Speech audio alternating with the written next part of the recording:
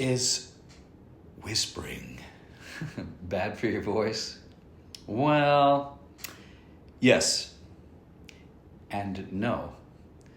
I mean, the things that are done in excess, if I scream all day long, even with the best technique, I can say, yeah! That doesn't hurt. But if I do that for about 20 minutes, I guarantee you I'm going to wake up with some inflammation and I'm not going to sing well the next day. I can do a couple and actually sing better as a result. It's true. Screaming can help your voice if you're doing it right. If I'm in head voice and I can make a clear tone like eep, and still get back to raspy sound and then back to clear tone, I'm doing something right. If I whisper all day long, if I'm right here, I train the vocal cords to pull apart.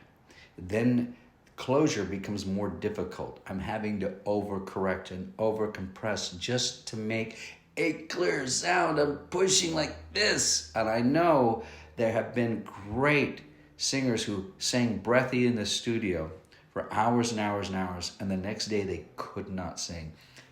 I'm one of those guys. I sang on a friend's project recently, and he said, sing real breathy area, and I did all the way through the sing, and I didn't get tired. I didn't.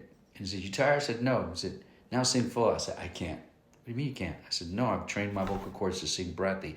So after you've been singing a little bit breathy or whispery, you need to eventually close the vocal cords. You can do a swallowing exercise like gulp, but with your mouth closed. You could say, ooh. That, just like a swallowing. Ooh. You can do B, B, and G. Do those simple exercises and then humming on M, NG, and M. And N.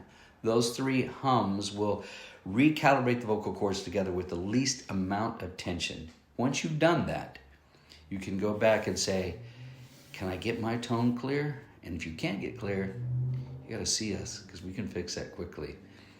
But excessive whispering will trash your voice. Even if you're sick, you've got to talk with a little bit of tone because that whisper speech will kill your voice. It creates much more inflammation. It dries out the vocal cords, and it can create little micro tears in the vocal cords. You can't see them, but you can feel them.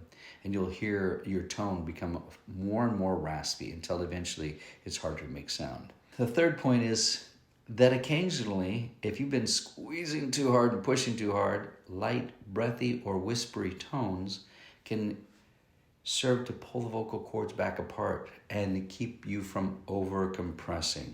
You want to have the most clear tone possible. If you can't make a clear tone, then you may need a vocal therapist or a vocal coach to work you back to health.